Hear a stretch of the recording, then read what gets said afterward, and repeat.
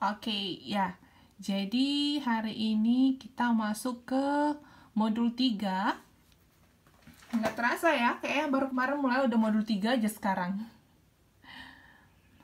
Tentang perencanaan lokasi dan tata letak perusahaan. Jadi kemarin kita udah bahas juga secara singkat untuk tugas dari manajer operasi itu tentang perencanaan lokasi.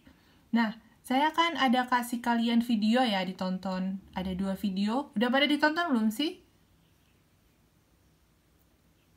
Sudah ya. Ya, nanti mau kita bahas itu dari, saya kasih contohnya dari perusahaan apa itu? Google ya, oke.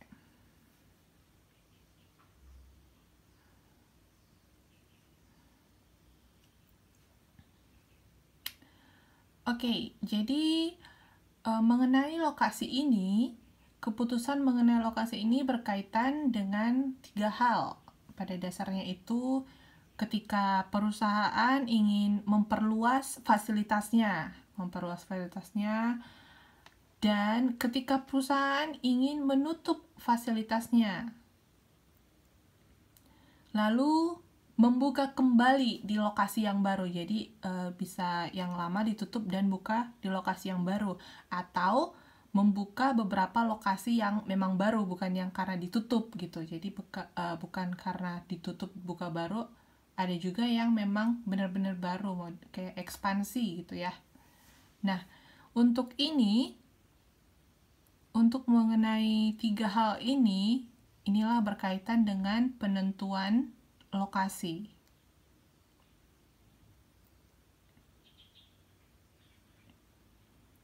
Nah, dikatakan pembentuan lokasi itu bukan asal-asalan, itu bukan sesuatu yang bisa diperhitungkan belakangan gitu istilahnya. Jadi di manajemen operasi ini dikatakan bahwa keputusan penentuan lokasi itu merupakan aspek kunci. Kalau aspek kunci ini gimana ya kira-kira maksudnya? Pakai kunci gitu.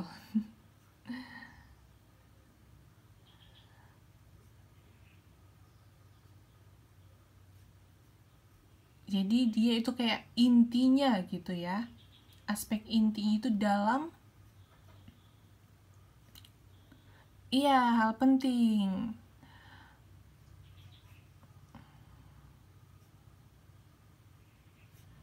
Oke, teman-teman jangan lupa diisi absensinya ya, udah diketik sama Mas Anang di chat boxnya.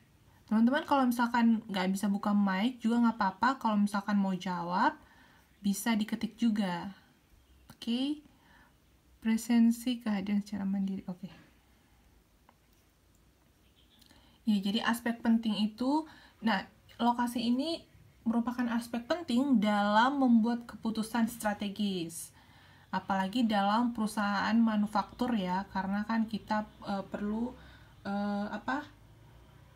pemasok yang berhubungan dengan logistik gitu, lalu nanti untuk distribusi barang dan lain-lain. Jadi kalau misalkan lokasinya tidak sesuai, ini tidak mengoptimalkan pengoperasian untuk perusahaan manufakturnya.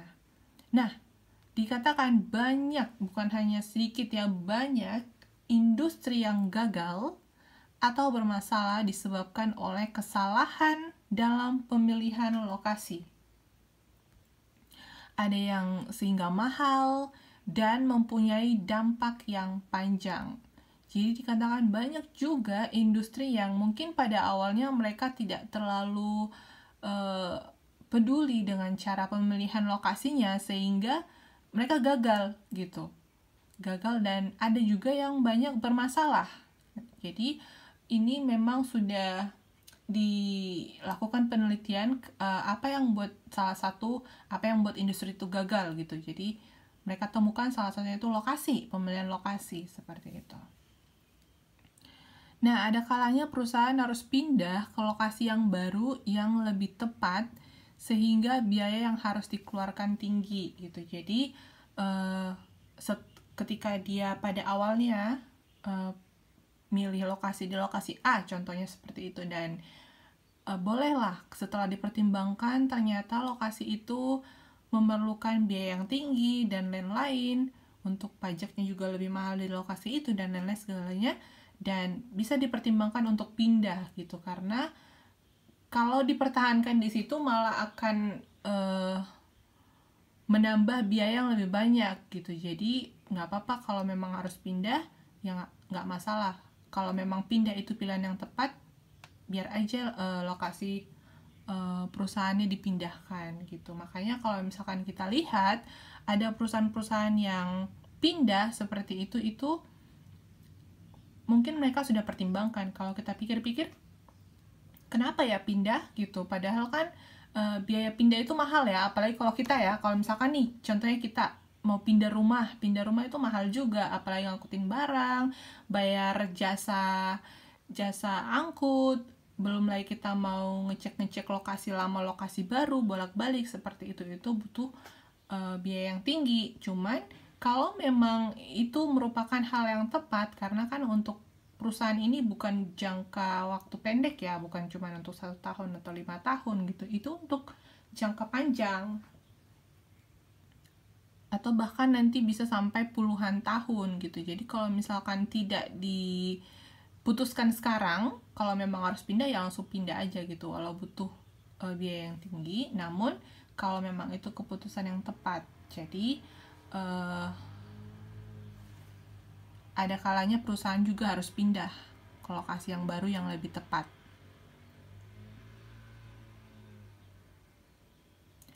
Sebenarnya kira-kira apa sih tujuan penentuan lokasi ini gitu. Nah, yang pertama dikatakan untuk memaksimumkan manfaat atau keuntungan perusahaan. Jadi tujuannya itu, tujuan kita melakukan suatu usaha yaitu untuk mendapatkan keuntungannya, dan penentuan lokasi ini bisa memaksimumkan keuntungan perusahaan. Lalu tujuan penentuan lokasi itu, penentuan lokasi yang tepat juga berdampak pada biaya gitu. Jadi lagi-lagi perusahaan itu tidak mau mengeluarkan biaya yang besar, karena semakin besar biaya yang dikeluarkan, keuntungannya semakin sedikit gitu ya, karena dibagikan, masih dikurangkan lagi dengan biaya pengeluaran gitu. Jadi kalau penentuan lokasi yang tepat ini bisa berdampak pada biaya perusahaan.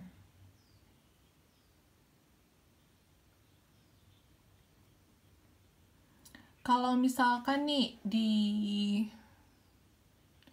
Taipei berapa ya harga rumah?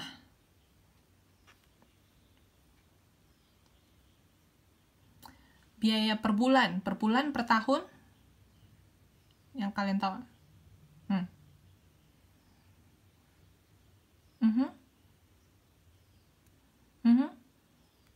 Oh, per bulan. Kalau per bulan yang Mbak Suci tahu aja berapa kira-kira?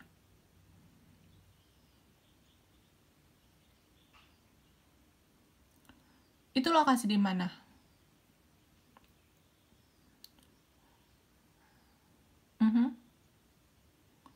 Oh, Tainan. Oke, 20.000 per bulan.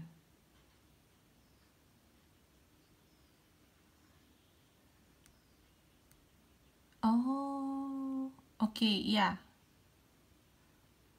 Itu Mbak Suci, iya, Mbak Suci tahu nggak model rumahnya yang seperti apa? Misalnya, oh contohnya berapa kamar gitu deh. Berapa kamar tuh apartemennya? Di,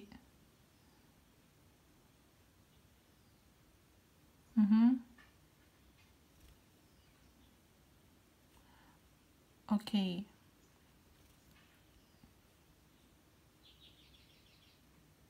Oke, berarti nggak banyak ya kamarnya ya.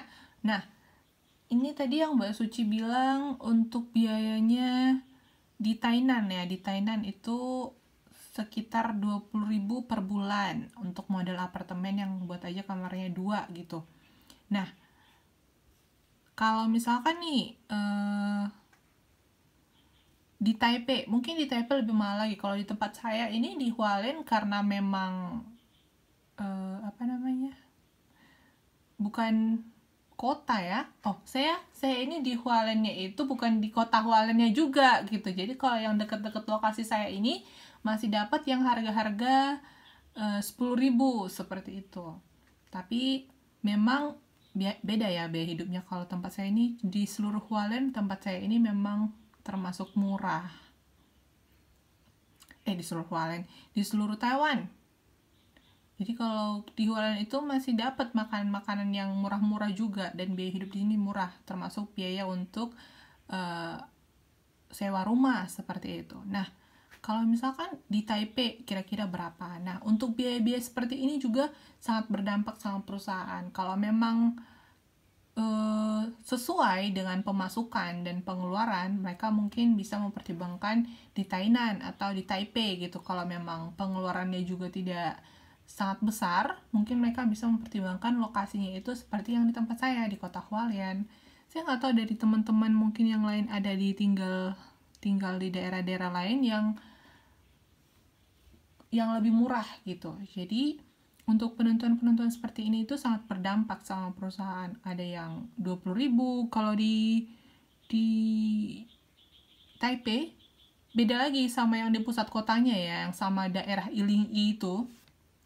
Daerah Ilinyi itu termasuk daerah elit ya. Jadi kalau misalkan mereka mau buka pilih lokasi di sana, lokasi perusahaannya di sana itu pasti lebih mahal lagi gitu. Yang daerah Ilinyi itu bisa sampai ratusan ribu. Nah, jadi tergantung sama kesesuaian dengan perusahaan. Jadi penentuan lokasi ini sangat berdampak dengan perusahaan. Kadang-kadang juga kita kalau misalkan mau, contohnya anggap aja perusahaan itu suatu rumah gitu ya, untuk lebih simpelnya kita mau bangun rumah aja, kita harus cari, mau bangun rumah aja kita lihat yang paling mayoritas itu dananya itu ke rumah harga lokasi, harga rumah di lokasi tertentu gitu. Jadi kalau kita nggak terlalu mikirin fasilitas rumahnya nanti, yang pasti lokasinya gitu. Sama dengan perusahaan. Jadi yang paling banyak nanti itu mereka dominan lebih memikirkan harga lokasi di daerah tertentu gitu.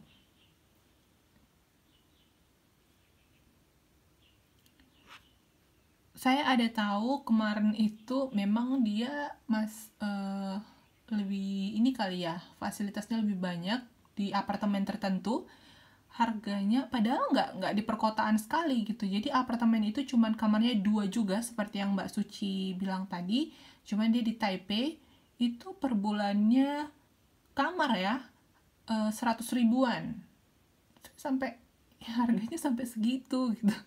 100 ribuan tuh berapa juta? 50 juta per bulan. Padahal itu hanya apartemen yang, tahu apartemen yang kecil seperti itu, kamarnya 2, kamar mandi, ruang tamu seperti itu. Wow, saya rasa mahal sekali. Kalau di Indonesia sendiri berapa? Kalau misalkan di perdesaan, di daerah kalian deh Mbak,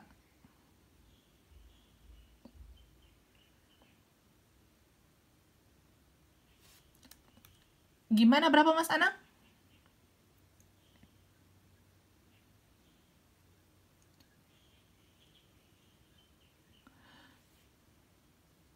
200.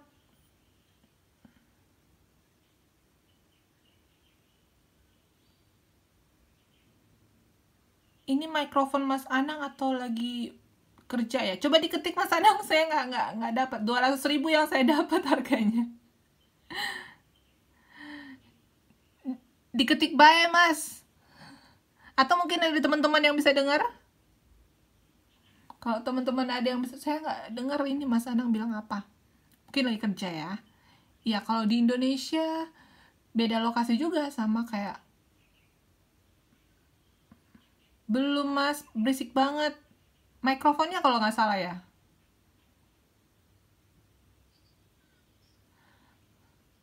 Oh,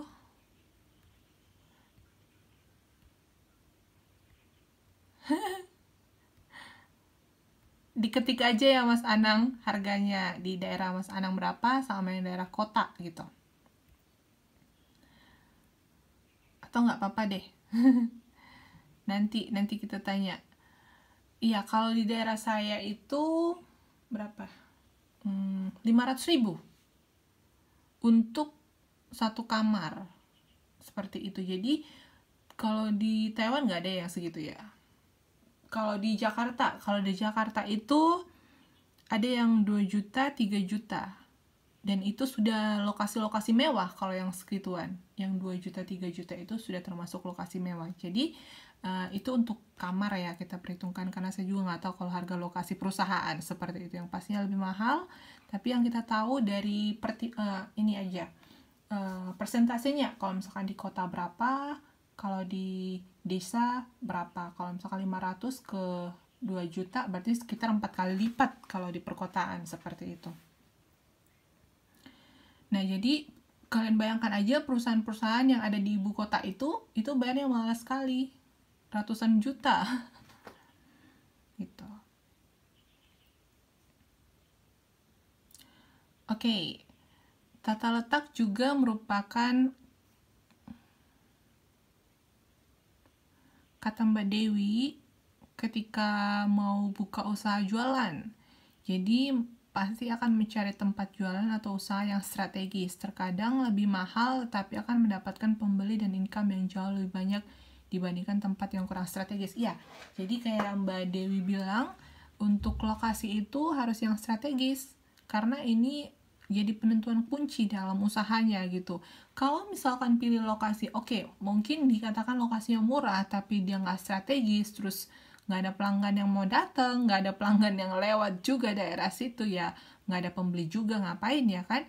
Jadi nggak apa-apa milih lokasi itu yang strategis, walau harganya lumayan mahal, tapi banyak pembeli. Jadi kayak bener-bener inilah harus menutupi, kira-kira seperti itu ya Mbak Dewi bilang. Contohnya bagus.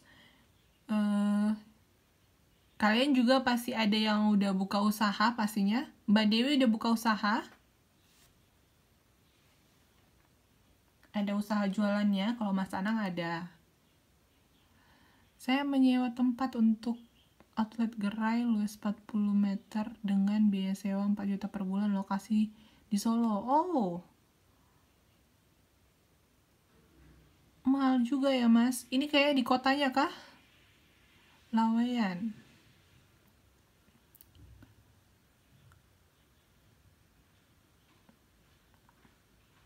Iya, jadi kalau Mas Anangnya sendiri, dia bayarnya 4 juta per bulan. Gitu.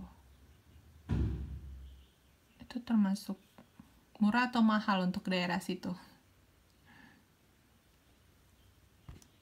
Yang pasti dipertimbangkan dengan mahal. Ya, tapi saya rasa ini juga tempatnya strategis ya Mas Anang ya. Biasanya kalau tempat strategis seperti itu.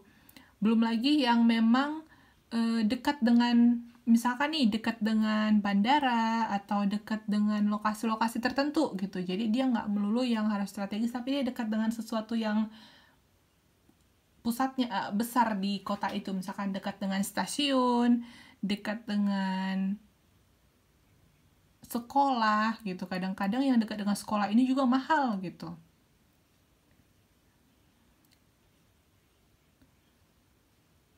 Kalau misalkan kalian mau, misalnya kantin ya, kalau misalkan kalian mau buka usaha warung makan yang daerah-daerah kalian itu, coba deh tanya ke yang dekat-dekat sekolahan, biasanya harganya lebih mahal sedikit. Jadi kalau misalkan untuk lokasi ini juga kita lihat dia dekat dengan apa gitu.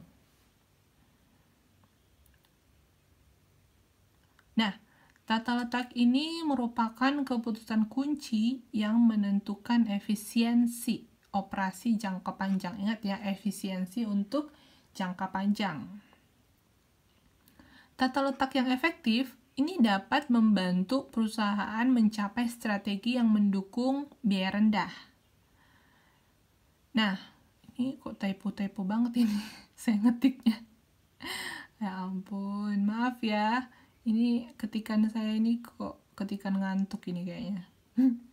Perencanaan tata letak bertujuan untuk mengoptimalkan perpindahan dan memaksimumkan penggunaan ruangan. Oke, sekarang kita bahasnya tentang tata letak itu dalam perusahaannya.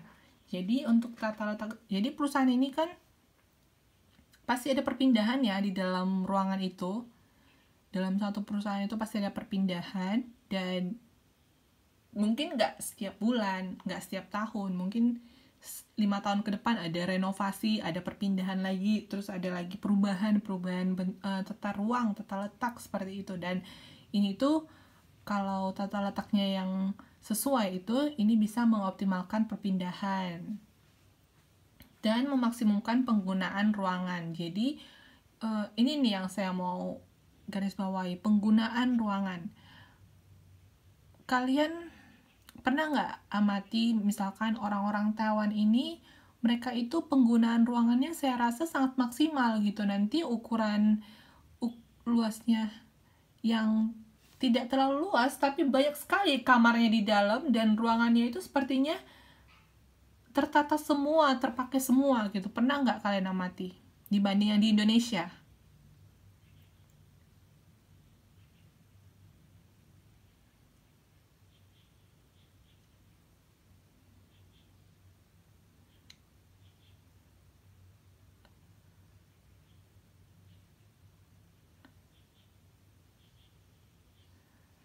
Ada pernah yang amati bagaimana orang Taiwan cara menggunakan tata letak di rumah, contohnya di rumah, dengan kita yang di Indonesia gitu. Kalau yang saya amati, yang di Taiwan itu memang mereka benar-benar memaksimalkan penggunaan ruangan itu. Jadi setiap ruangan itu benar-benar ada fungsinya gitu. Kadang-kadang yang di bawah tangga itu juga dipakai untuk perkakas. Terus untuk yang pokoknya dia ruangannya tertata benar-benar maksimal gitu penggunaannya. Kalau saya rasa di Indonesia, kalau misalkan dengan luas ruangan yang seperti itu, cuman dapat satu kamar dan satu kamar mandi seperti itu. Padahal di Taiwan sendiri mereka udah ada ruangan dapurnya juga bagus, kamarnya udah bisa dapat 2 dan toiletnya 1 gitu untuk ukuran luas yang sama gitu. Di Indonesia kayaknya masih banyak yang lapang-lapang dan nggak dipakai gitu. Jadi kayak lebih untuk jalan atau lebih untuk kayak apa, main sepak bola di dalam rumah gitu. Jadi kadang-kadang saya rasa mereka beli tanahnya nggak luas-luas sekali, cuman tata letaknya itu di dalam ruangan itu memang benar-benar maksimal gitu. Jadi untuk luas yang sama kalau dipakai di Indonesia, saya rasa itu cuman dapat satu kamar, padahal di sini mereka sudah buatnya sangat lengkap gitu untuk satu keluarga. Belum lagi kalau kalian amati di apartemen-apartemen ya, apartemen juga biasanya mereka benar-benar maksimal untuk penggunaan ruangannya. Ada yang tinggal di apartemen di sini? Apartemennya saya rasa tidak, untuk dari segi luas tidak terlalu luas. Mungkin kalau tahu luasnya berapa, hanya saja pasti di dalam lengkap. Kalau kita bandingkan di Indonesia, untuk di Taiwan ini, jadi saya mikir-mikir, nanti saya kalau mau bangun rumah, saya mau buat kayak cara orang Taiwan gitu. Jadi penggunaannya itu memang benar-benar maksimal.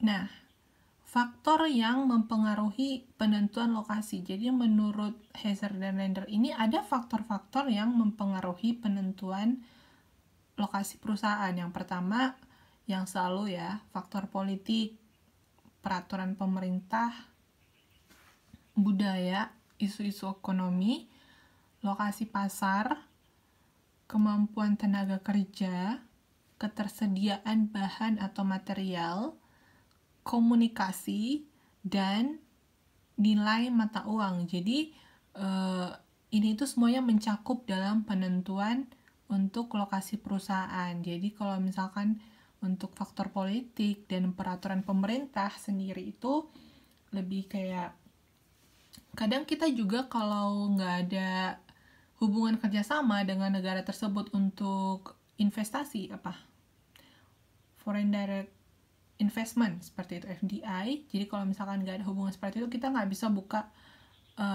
perusahaan. Jadi kalau contohnya sekarang itu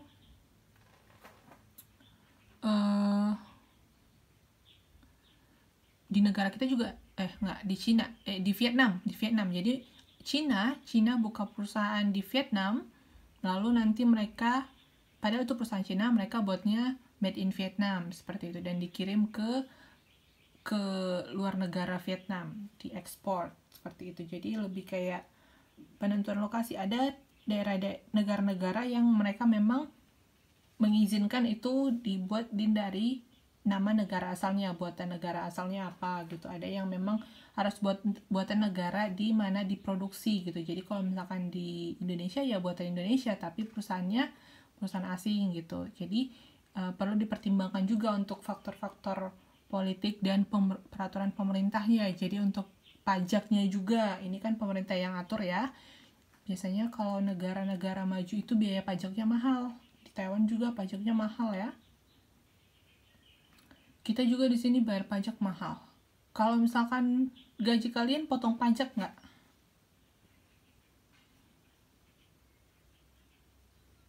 Berapa persen, Mbak? Kalau boleh tahu. 6% ya? Saya itu kemarin, kayaknya saya pernah dapat potongan sampai 10% lebih deh. Saya heran, kenapa sebanyak ini gitu. Padahal kan apa ya, kita bukan pekerja profesional yang gajinya gede gitu ya. Jadi kalau misalkan dapat potongan pajak, kan memang di Taiwan pajaknya tinggi seperti itu. Jadi untuk lokasi juga, bangunan ya kena pajak juga. Jadi untuk pajak-pajak itu juga disesuaikan dengan peraturan pemerintah yang masing-masing. Jadi misalkan nih kalian mau buka cabang di mana kalian mau buka cabang? Ke negara apa nanti? Misalkan usaha kuliner kalian atau usaha apa aja lah. Misalkan buka cabang di Korea lah ya. Misalkan Mbak Ayu dia mau buka cabang di Korea. Kalian harus perhatikan gimana politik di negara itu, lalu bagaimana peraturan pemerintahnya. Untuk budaya, nah untuk budaya sendiri itu lebih ke budaya lokalnya juga, karena kita di Indonesia juga masih ada ya, berbeda ya budaya-budaya lokal setiap daerah gitu. Jadi ini juga perlu dipertimbangkan. Lalu isu-isu ekonomi, lokasi pasar, dan lain-lain. Jadi menurut si Heiser dan Render ini, inilah faktor-faktor yang mempengaruhi dalam penentuan lokasi. Kalau misalkan semuanya sudah cocok, misalkan sudah sesuai dengan apa yang diharapkan, langsung pilih aja lokasinya. Jadi kalau misalkan nih kita lihat Adidas atau Nike lah, Nike ada juga di ini ya, lebih banyak di negara-negara yang gajinya murah dia Nike ini produksinya, kayak di Vietnam, di Indonesia, di Thailand dan lain-lain. Nah kalau misalkan nih Nike ini mereka buka perusahaannya di berbagai negara dan lain-lain. Mereka sudah pertimbangkan untuk yang faktor-faktor ini. Jadi mereka udah pertimbangkan gimana nilai mata uangnya untuk komunikasi, ketersediaan material, dan lain-lain. Jadi kalau nanti kalian juga, kalau Mbak Ayu juga nanti mau buka cabang di Korea, bisa pertimbangkan faktor-faktor ini untuk penentuan lokasinya. Yang agak sulit itu kayak di negara-negara Cina. Kalau kayak di Cina, kayak di Rusia, itu kan mereka faktor politiknya sangat berpengaruh ya. Di sana itu lebih sulit kalau misalkan mau buka usaha gitu.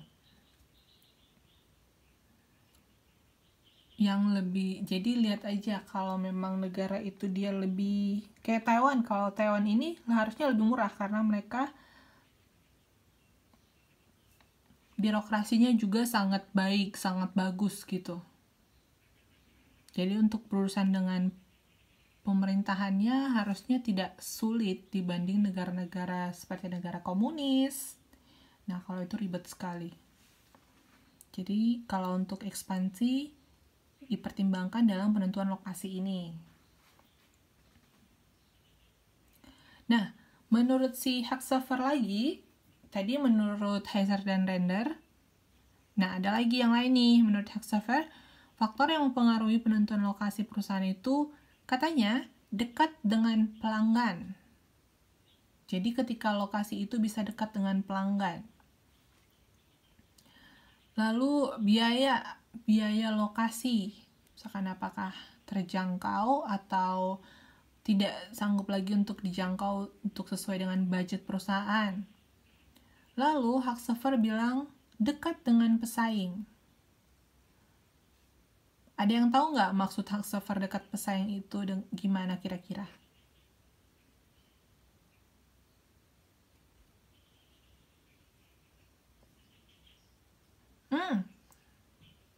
Oke, silakan Mbak Suci.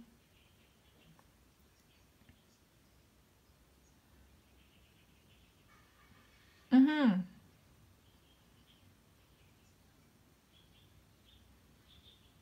Hmm.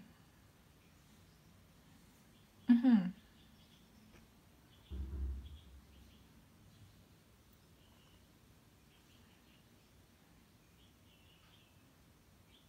Ya, oke. Jadi ini kalau misal ya kita bisa amati Indomaret sama Alfamart. Jadi mereka itu dalam penentuan lokasinya itu mereka melihat faktor dari Haxover. Di Taiwan juga sama ya. Ada nanti Family Mart, ada lagi depannya, pas di depannya. Pas depan-depanan gitu, ada lagi 7-Eleven gitu. Nanti ada lagi High Life di sebelahnya. Jadi mereka masih di daerah-daerah yang sama, bukan daerah-daerah sama ya, masih dekat-dekatan gitu. Lokasi-lokasi yang sama seperti itu. Jadi Haxover bilang penentuan lokasi itu dekat dengan pesaing. Jadi kayak bisa mempertimbangkan harga juga salah satunya seperti yang Mbak Suci bilang. Atau misalkan ketika produk di sana nggak ada, bisa cari ke tempat kita. Atau ketika bisa dilihat dari pelayanan juga. Kadang-kadang kan kita kalau udah inget ya, ini pelayannya agak jutek, pindah yang sebelahnya gitu. Kalau ketika tidak ada kepuasan dari yang A, jadi kita bisa langsung dapat pelanggan gitu. Tapi yang pasti untuk dekat dengan pesaing ini, kita harus ada nilai unggul gitu. Jangan yang kayak sama monoton sama yang saingannya gitu. Kalau yang seperti itu masih ini ya, masih sulit untuk bisa menangkap perhatian pelanggan. Jadi mungkin kita bisa buat desain apa lokasinya, misalnya ruangannya itu bisa dibuat lebih menarik. Jadi kayak Instagramable gitulah. Coba kalian yang apa itu Family Mart kalau nggak salah yang kemarin Hello Kitty ya, pakai tema Hello Kitty. Jadi memang benar-benar kita buat variasinya. Jadi walaupun dia deketan sama pesaingnya, ya kalau mungkin teman-teman yang lain juga pasti milih ke lokasi yang ada Hello Kitty-nya karena dia lebih unik dan lebih menarik untuk dikunjungi walaupun produknya sama gitu. Jadi kalau untuk yang milih faktor dekat dengan pesaing ini, kita harus ada nilai unggul tersendiri. Karena kalau tidak begitu, susah juga untuk bersaing. Gitu. Jadi, harus ada, ini sangat menarik, dekat dengan pesaing ini, namun kita harus ada keunggulannya dibanding yang lain. Sama kayak, contohnya ini sama seperti kalau kalian pergi ke pasar.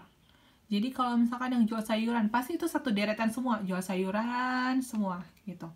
Lalu yang jual baju semua gitu. Jadi yang satu udah berderet-deret di sekitar situ. Jadi pelanggan juga untuk dekat dengan pesaing ini juga bisa kayak pelanggan tahu lokasinya di mana gitu. Jadi misalkan kita pergi ke pasar, kita mau beli tas gitu atau mau beli baju lah, beli baju, kita pasti tahu lokasi baju di mana ya gitu. Oh, sebelah sana, yang masih ke ujung lagi, belok kanan lagi, itu yang lokasi baju gitu. Jadi kita juga tersedia untuk produk kita di situ. Jangan nanti orang yang mau beli lokasi baju padahal kitanya ada di lokasi buah gitu. Ya kan orang mau beli juga tadinya kan dia mau beli baju ya pergi ke lokasi baju gitu. Jadi yang memang berada di area itu dia nggak bakal cari ke lokasi buah gitu. Jadi untuk yang dekat dengan pesaing ini bisa juga karena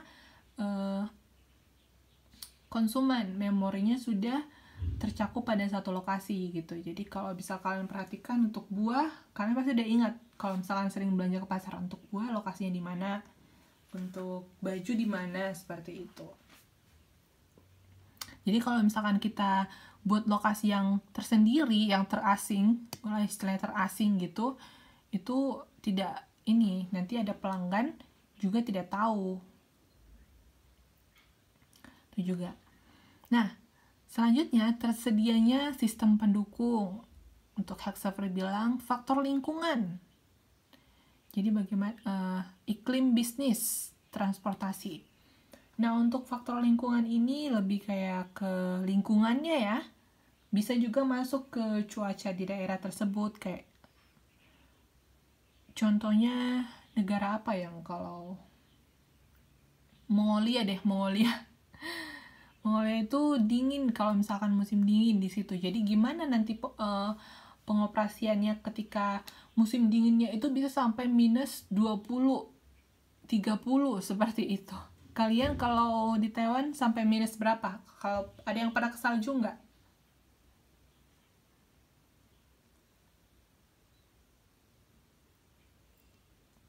Siapa yang sudah main-main ke salju? Nggak sampai minus, tapi ada saljunya nggak? Ada. Kapan Mas Anang pergi?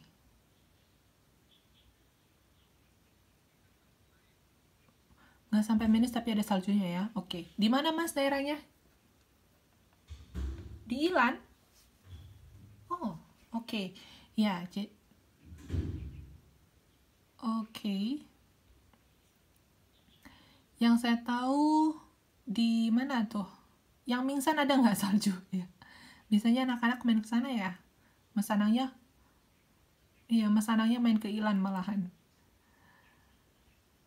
Oke, jadi tadi kita udah bahas untuk lingkungan ya. Jadi misalkan nih, kalian buka usaha tapi di daerah tersebut sering salju gitu. Jadi misalkan kalau misalkan ada salju dan seperti itu, gimana cara pengoperasiannya, apakah tetap maksimal dan lain-lain. Makanya orang-orang asing itu suka buat pabriknya itu di Indonesia karena faktor lingkungannya salah satu dipertimbangkan juga. Kita kan musimnya itu nggak jauh-jauh berbeda ya, hanya musim panas, musim hujan gitu doang, nggak yang sampai salju, ada yang sampai minus juga. Jadi kalau misalkan mau buka usaha juga pabriknya, lokasinya dipertimbangkan.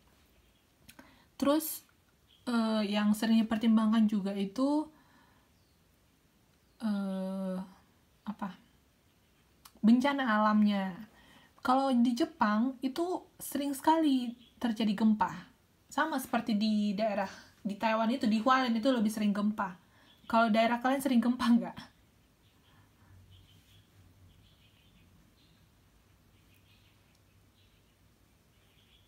Mungkin di Thailand sering gempa juga. Kemarin itu kapan, Mbak? Baru-baru ini? Mbak Suci di mana daerahnya? Taipei ya?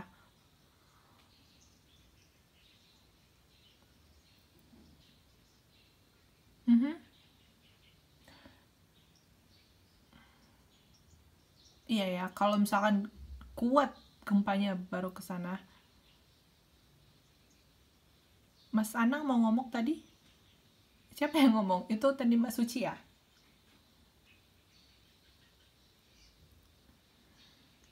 Nah, kalau daerah Mas Anang sering gempa nggak? 1 minggu?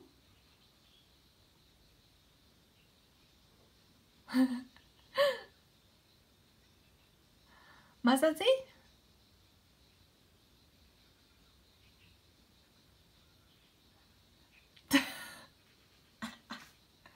Itu gimana gempanya kayak gitu ya? Itu mah Mas Anang-anang aja yang buat. Oke, jadi kalau misalkan di daerah saya itu di Hualien itu gempanya lebih sering, kayak kemarin baru ya, kemarin ini dalam satu hari itu 3 gitu. Kalau saya saya sekarang udah apa istilahnya, udah terbiasa malahan gitu. Jadi bahkan kadang bisa sampai lebih dari 10 kali dalam satu hari. Jadi memang guncangan itu kecil-kecil juga, ada yang gede kadang-kadang, ada yang sampai lama der gitu. Ya, terus pernah juga kita gimana Mbak Suci? Iya. Jadi iya, sampai saya ini silent di off kan suaranya karena nanti berisik. Jadi kayak kemarin ya, kita kan lagi di mobil sebenarnya, jadi kita nggak ngerasa, tapi dapat SMS sebenarnya. Cuman teman saya yang Taiwan dia buat nadanya jadi bising banget gitu, ih apa gitu kan. Jadi kita jadi saling cek handphone, oh gempa ya gitu. Cuman nggak ngerasa juga pada saat itu. Yang saya rasa itu yang udah yang udah pas di ruangan gitu kan. Jadi udah duduk, biasanya kita kan pas udah duduk dia nggak lagi jalan-jalan, baru masuk lagi, baru gempa lagi kerasa gitu. Oh, yang SMS itu ya Mbak, yang SMS itu kalau untuk ini deh kayaknya berapa skala tertentu ya, skala tertentu. Jadi kita nggak sering juga dapat SMS, tapi ada gempanya. Mereka bilang sekarang diinfokan skala 5 kalau nggak salah. Kalau nggak skala 4, skala 5 mereka bakal infokan. Kalau di bawah itu nggak diinfokan. Tapi tetap aja kita memang nggak sampai segitu, nggak banyak segitu, cuman sering sekali gitu. Bisa nggak kan bayangin dalam satu hari itu ada gempa 20 kali.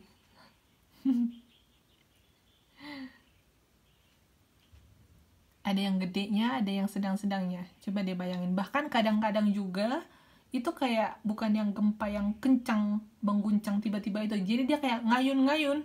Ngayun seperti itu. Jadi karena kita memang Hualien ini lokasinya langsung dekat ke Samudra Pasifik ya. Pacific Ocean ini. Gitu. Jadi memang untuk di Jepang juga seperti itu. Ada lokasi yang sering gempa. Jadi memang harus dipertimbangkan oleh perusahaannya. Misalkan nih mereka mau pilih lokasi di Hualien. Hualien itu termasuk murah. Terus kalau untuk dari segi pendukung, sistem pendukung juga ada, iklimnya juga oke di sini, nggak yang sepanas dan selabil Taipei dan Kaohsiung ya. Di sini juga ada Mademaja dan lain-lain. Cuman perlu dilihat dari lingkungannya. Kalau di sini sering gempa, kalau memang semuanya sudah sesuai, dan untuk yang lingkungan ini juga mereka bisa atasi. Karena kalau misalkan nih, kemarin aja ada pabrik, apa itu, Family Mart ya? Public Family Mart itu. Pas kena gempa kemarin runtuh semua barang-barangnya. Tahu ya kalau pabrik itu kan banyak yang ini ya, apa? Lemari-lemari yang berdiri-diri semua gitu. Jadi banyak barang di situ, amburadul kayak diguncang gempa gitu. Jadi itu memang kayak gempa terbesar yang 10 tahun terakhir sih. Jadi ada gempa-gempa kecil juga mereka memang sudah mengatasi mungkin. Ya jadi kalau memang lokasinya cocok, di contohnya ya, di daerah seperti Hualien, seperti itu. Dan ada ya untuk faktor geografisnya mereka harus pertimbangkan. Oh, lokasi ini sering gempa. Mungkin mereka bisa buat cara gimana agar penyusunan tata letaknya ini tahan gempa, atau bangunan-bangunan ini tahan gempa gitu. Jadi kalau ada gempa walaupun sering itu nggak berpengaruh gitu. Jadi memang mereka ketika saya lihat juga ketika memilih untuk mengoperasi di Jepang lagi, di Hualien itu mereka sudah mempertimbangkan gempa gitu. Karena di sini bisa kayak apa ya, sarapan katanya kalau teman-teman itu makan makanan sehari-hari katanya gitu. Karena gempanya itu bukan sekali sehari, kadang-kadang juga jadi kalau minimal 2 kali, karena dia kayak after effect-nya ada juga gitu. Kalau awal-awal kita lari ya. Kalau kalian ada gempa lari nggak? Kalau di Taiwan kayaknya nggak deh. Nggak usah lari. Siapa di sini yang kalau ada gempa masih lari?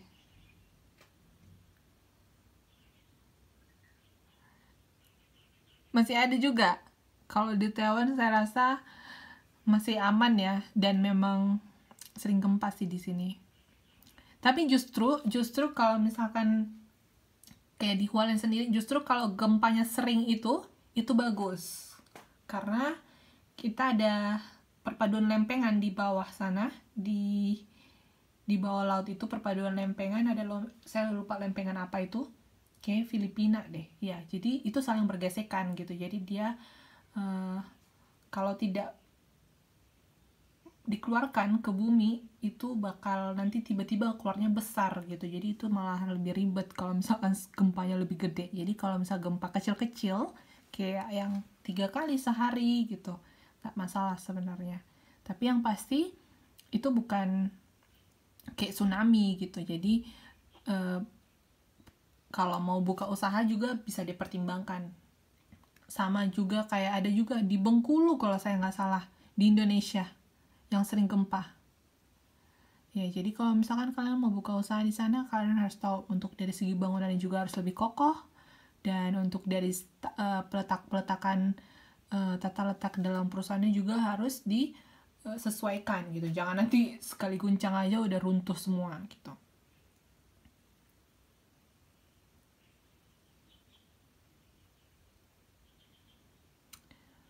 Oke, untuk model pemilihan lokasi. Jadi, lokasi operasional bisnis itu dapat menjangkau beberapa negara ya.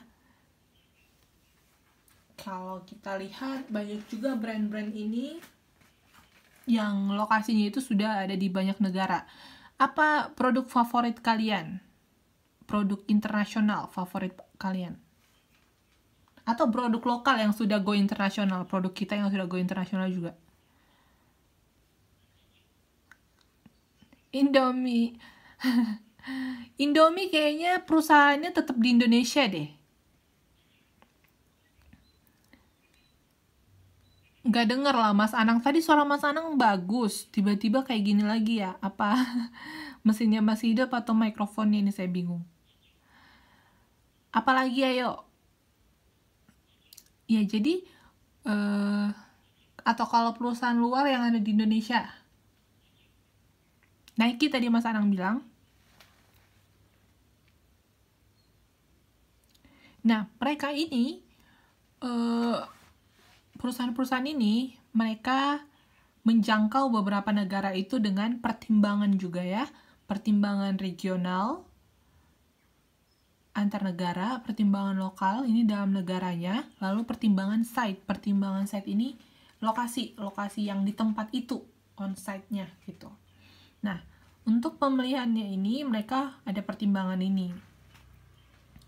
Jadi untuk model pemilihan lokasi itu pakai faktornya itu pasar, material, tenaga kerja, dan perpajakan nasional. Yuk kita lihat satu-satu.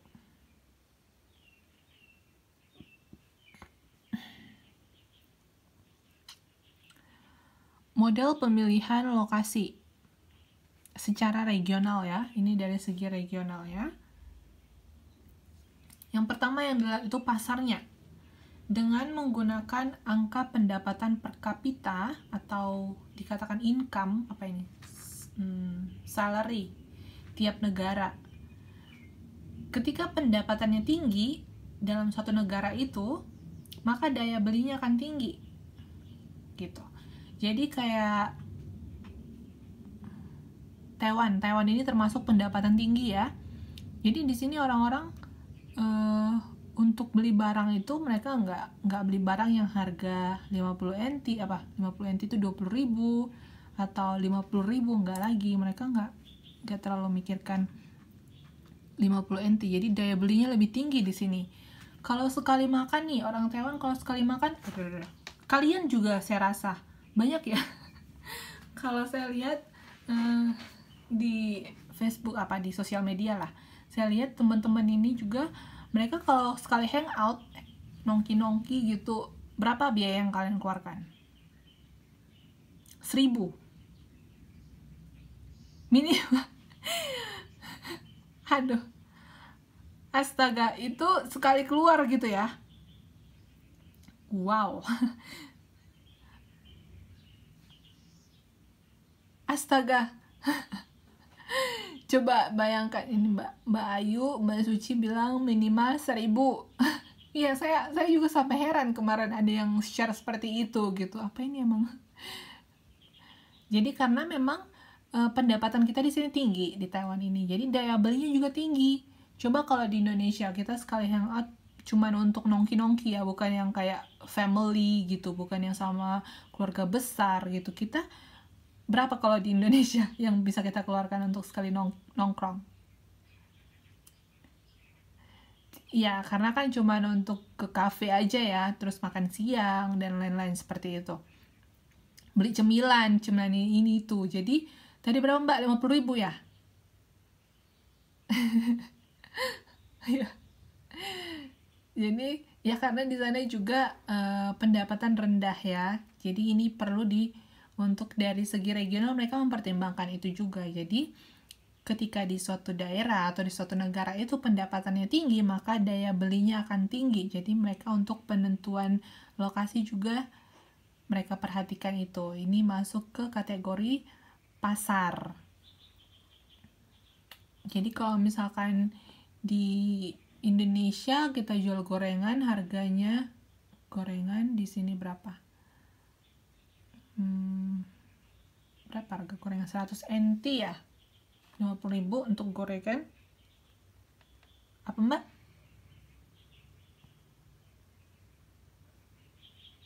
20 NT ya? Kok murah?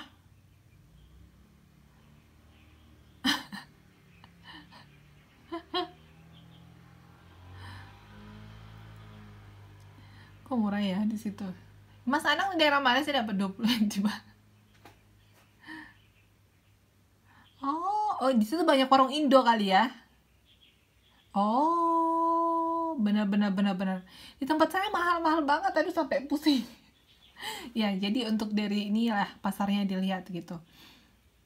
Kalau di Indonesia pastinya beda ya, karena memang pendapatan juga rendah. Jadi daya belinya, kemampuan untuk membeli. Jadi kalau misalkan di Indonesia dibuat harga gorengan 10.000 satu, mungkin orang mikir belinya gitu. Karena kan saya beli 3 dapat ya 5.000 kalau nggak salah sekarang, tahu ya. Udah naik juga ya harga barang-barang di Indonesia. Oke, nah untuk pembelian lokasi dari segi regional ini, material dengan menggunakan pertimbangan volume dan biaya. Jadi kalau misalkan material volume semakin tinggi volumenya, ini akan mengurangi biaya. Sama ketika kita kayak contohnya ngadon kue gitu. Jadi kalau misalkan kita buat kue untuk 5 sama buat kue untuk 500 gitu. Jadi kan lebih murah ya untuk biayanya untuk pembuatan kue 500. Ini kalian belajar di ekonomi ini. Lalu jarak. Jadi semakin jauh jaraknya untuk aliran material ini, misalkan ini akan memakan biaya yang lebih tinggi. Lalu pertimbangan juga tergantung produk masing-masing ya untuk material ini. Misalkan nih kita mau materialnya itu datang dari daerah A ke B gitu. Jadi jaraknya itu sekitar berapa, jarak tempuh 2 jam gitu. Jadi itu pasti biayanya tinggi dibanding dengan yang jarak tempuh 20 menit gitu. Karena untuk biaya bensinnya aja lagi udah banyak ya. Nah, biasanya untuk bahan material-material yang memang kita ambil langsung dari pabriknya itu, biasanya kalau untuk barang-barang batu-batuan yang seperti itu kayak memang diambil dari alam, ini biasanya jauh ya lokasinya. Saya mau ngambil tambang batu bara untuk batu-batuannya, jadi memang harus tergantung produknya lah. Lalu tenaga kerja. Nah, ini yang paling sering diamati. Tenaga kerja itu diutamakan tenaga kerja yang tidak ahli tapi terlatih. Coba kalian lihat. Diutamakan tenaga kerja yang tidak ahli tapi terlatih. Jadi untuk perusahaan itu sebenarnya mereka tidak perlu banyak-banyak yang harus terlatih seperti itu. Jadi yang makanya kadang-kadang mereka juga mau mempekerjakan kita gitu. Jadi misalkan kita nih kerja di Taiwan ya, mereka nggak perlu yang lulusan sarjana teknik dan lain-lain. Tapi yang pasti bisa terlatih, nggak perlu yang ahli tapi bisa terlatih. Misalnya kayak contoh orang Mas Anang nih. Mas Anang orangnya kerjanya dan teman-teman yang lainnya juga direkrut seperti itu. Ini karena dari segi pertimbangan tenaga kerja gitu. Kalau misalkan mereka bayar yang sarjana teknik contohnya, itu lebih mahal pasti bayarnya, tapi untuk pengerjaannya juga sama, orang Mas Anang juga bisa ngerjakan gitu. Jadi mereka nggak butuh orang yang terlatih, yang ahli gitu, asalkan bisa dilatih. Nanti kan ada trainingnya, ada segala macamnya dan lain-lain. Jadi untuk tenaga kerja biasanya mereka juga yang profesional dalam perusahaan itu biasanya lebih sedikit. Jumlah tenaga kerja semakin tinggi tenaga kerja, maka biayanya semakin tinggi juga, karena untuk menggaji tenaga kerjanya juga pasti lebih banyak ya yang mau digaji gitu. Jadi mereka harus pertimbangkan gimana cara pengoptimalan distribusi tugas untuk tenaga kerja ini. Jadi misalkan kalau mereka bisa menggunakan 80 tenaga kerja untuk mengerjakan suatu proyek, kenapa harus menggunakan 100 pekerja gitu. Jadi kalau misalkan memang bisa dimaksimalkan 80 pekerja ternyata sudah cukup. Jadi karena semakin banyak tenaga kerja, semakin banyak biaya yang dikeluarkan untuk menggaji mereka, perekrutannya juga. Lalu tenaga ahli diperlukan namun jumlah personal tidak banyak. Jadi tenaga ahli ini profesional ya, tenaga profesional. Mereka dibutuhkan cuman jumlahnya lebih sedikit. Jadi biasanya mereka yang tidak ahli tapi terlatih gitu. Yang tidak ahli tidak terlatih juga nggak mau. Itu makanya kita sering lihat kok mereka mau ya mempekerjakan jauh-jauh dari negaranya gitu. Ada lagi teman-teman saya di sini yang kemarin nggak lulus sekolah malahan. Di sini masih bisa kerja dan dapat gaji yang tinggi. Seperti itu. Tapi harus kerjanya benar juga walaupun dia bukan tenaga ahli ya. Nah, selanjutnya sumber tenaga. Jadi untuk perusahaan itu mereka pasti butuh ya tenaga seperti power listrik dan lain-lain. Jadi untuk seperti ini itu mereka butuh asupan yang besar karena untuk perusahaan, apalagi di pabrik ya. Jadi kan banyak kalau istilah power listrik satunya kuat ya, butuh yang tinggi mereka. Jadi untuk ini Mas? Kilowatt ya, jadi KW. Jadi kalau misalkan untuk penyediaan sumber tenaganya ini mereka mau pakai tenaga sendiri atau bergantung sama PLN contohnya, atau bergantung sama dari pemerintah seperti itu. Karena kan kalau misalkan ada juga sekarang perusahaan-perusahaan yang mereka sudah pakai tenaga sendiri, kayak kampus saya ini kan termasuk kampus yang besar, dan di sini mereka penggunaan listriknya itu sangat banyak. Saya rasa setiap jalan itu banyak banget lampu, di mana-mana lampu yang nggak penting. Kadang juga kayak hiasan-hiasan seperti itu untuk menghiasi jalan. Ya mereka pakai lampu-lampu. Jadi kalau malam itu berlampu kerlap-kerlip kayak di tempat wisata. Nah, tapi mereka ini pakai tenaga sendiri gitu. Jadi mereka ada kayak solar, tenaga solar. Jadi mereka ngambilnya dari matahari. Kita udah pakai sistem seperti itu di sini. Jadi diambil dari matahari, nanti mereka ubah jadi penggunaan listriknya. Jadi mereka nggak terlalu banyak pakai dari pemerintah. Sekarang udah mulai booming ya, seperti ini penggunaan dari tenaga mataharinya. Lalu perhatikan skala ekonomis perusahaan. Nah, selanjutnya perpajakan nasional. Jadi kondisi kebijakan pajak berbeda setiap negara. Nah, pertimbangan tergantung masing-masing perusahaan. Jadi misalkan nih, kalian mau buka usahanya itu di Amerika, di sana juga pajaknya tinggi sekali gitu. Kalau memang misalkan sesuai, gak masalah dibuka aja gitu. Tapi harus sesuai dengan pengeluaran dan pemasukannya gitu, berapa income yang mau kalian targetkan.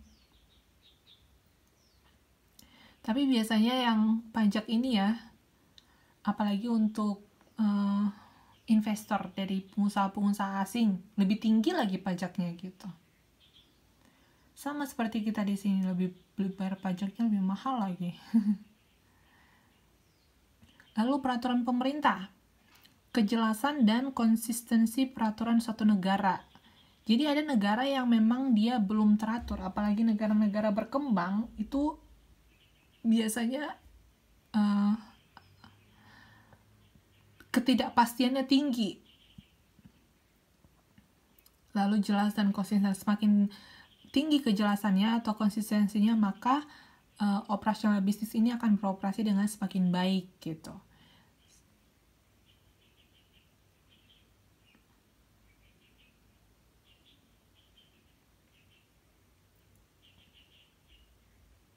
Nah, selanjutnya model pemilihan lokasi. Ini yang dari segi lokal. Lokal itu dari daerahnya itu sendiri ya. Faktor yang perlu diperhatikan adalah perpajakan daerah. Ini berpengaruh pada laba bersih setelah pajak. Lalu insentif ekonomi, misalkan kemudian perizinan sampai diberikannya periode pembebasan pajak. Jadi gimana kemudian perizinannya. Lalu komunitas lingkungan. Apakah lingkungannya mendukung operasional bisnis? Lalu jaringan transportasi, makin mudah transportasi makin baik ya. Ada nggak daerah kalian di daerah di Indonesia yang untuk transportasi itu masih sulit? Jadi kayak jalanannya masih sulit, terus transportasi yang tersedia juga sedikit. Ada nggak yang daerah kalian masih sulit untuk transportasi? Daerah mana, Mbak?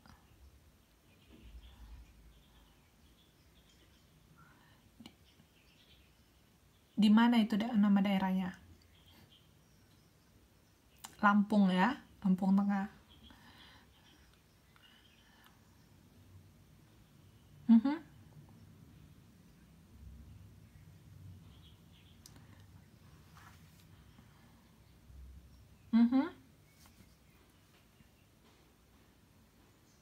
Oke, ya. Teman-teman yang lain gimana untuk dari segi transportasi, terus dari ini juga apa? Pembangunan jalannya.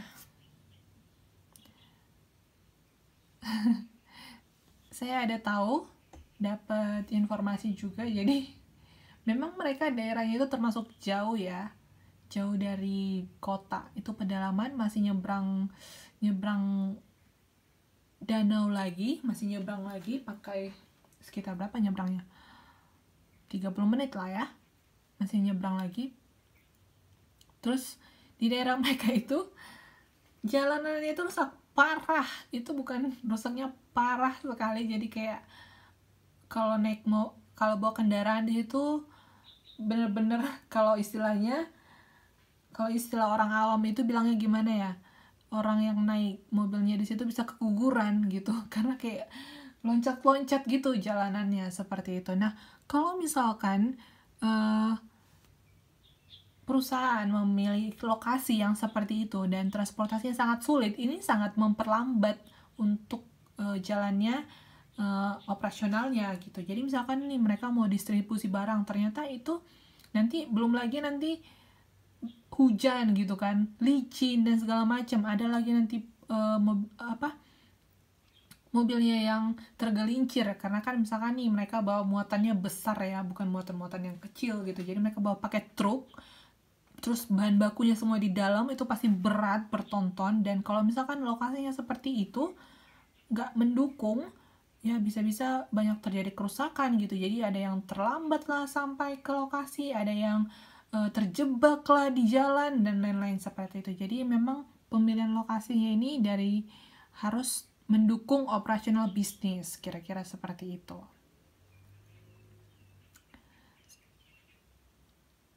Karena jadi melulu itu bukan karena kendaraannya yang harus bagus, tapi lokasi jalannya juga harus diperhatikan. Sebagus apapun itu kendaraannya, kalau misalkan ada lubang, kalian ada tahu nggak? Ada berita baru-baru ini di daerah saya. Jadi jalannya itu jatuh ke bawah, ke dalam, dan itu pas ada mobil.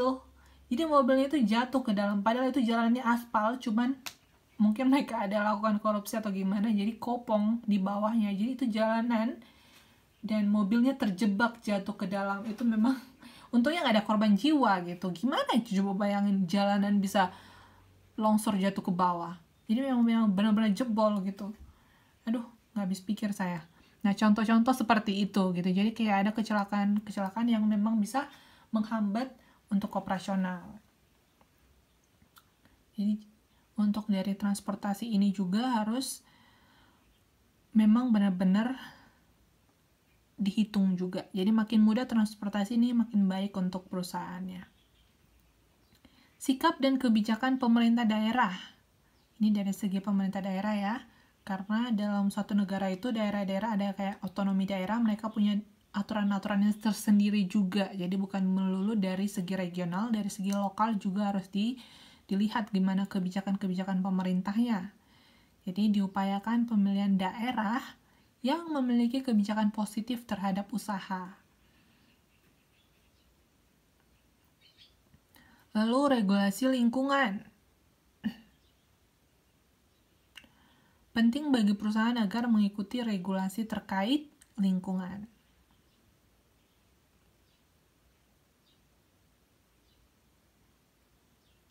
Selanjutnya, faktor yang perlu diperhatikan itu adalah lokasi. Ini site. Site-nya itu memang lokasi perusahaan itu sendiri gitu. Yang perlu diperhatikan itu pemenuhan persyaratan teknis. Jadi, setiap jenis industri itu mempunyai persyaratan teknis yang berbeda-beda yang harus dipenuhi. Jadi, ketika memang di lokasi yang dipilih itu memang sudah memenuhi persyaratan teknis, mungkin bisa dipertimbangkan. Lalu tersedianya area untuk ekspansi. Jadi, perhatikan kepentingan jangka panjang ketika perusahaan perlu ekspansi usaha. Kadang-kadang kan bisnis kita ini kita harus optimis itu semakin besar gitu ya. Jadi kalau misalkan sekarang kita ada 10 karyawan, untuk 5 tahun ke depan kita ada 100 karyawan, selanjutnya juga ada 2000 karyawan seperti itu. Jadi area ini ada tersedia tidak untuk ekspansi seperti itu, untuk memperluas. Jadi ada daerah-daerah yang memang mereka membatasi untuk perusahaan, kayak kemarin di Rusia. Di Rusia itu jadi mereka maksimal itu penggunaannya itu harus sekian meter gitu. Jadi kalau misalkan lebih dari sekian meter ini pemerintahnya nggak kasih gitu. Jadi mereka, kamu cari daerah lain gitu, jangan. Jadi karena maksimal kamu bisa menggunakan lokasi ini itu hanya sekian meter gitu. Jadi memang mereka batasi. Atau ada juga yang memang masih pemukiman warga gitu. Kira-kira bisa nggak nanti kita pakai dan selanjutnya. Jadi dilihat juga area untuk ekspansinya memungkinkan atau tidak gitu. Karena kan perusahaan itu kita optimal untuk berkembang ya, nggak yang melulu sekarang karyawannya 10 sampai 10 tahun lagi tetap 10 gitu.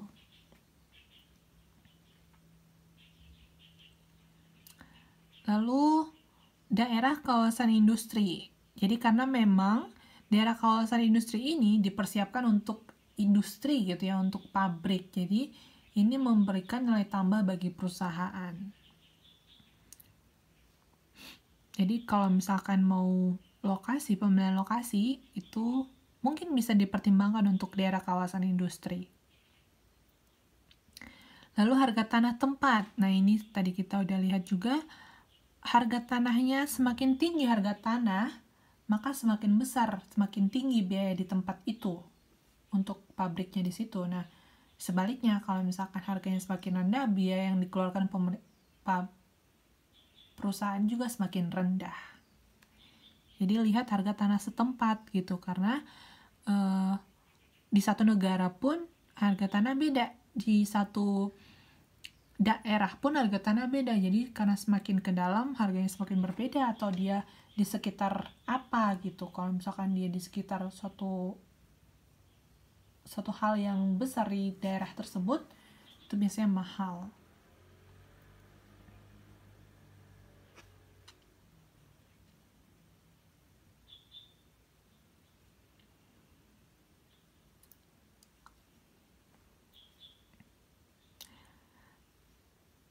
Oh ya, teman-teman, saya mau tanya nih. Mas Anang untuk absensinya di mana saya bisa lihat?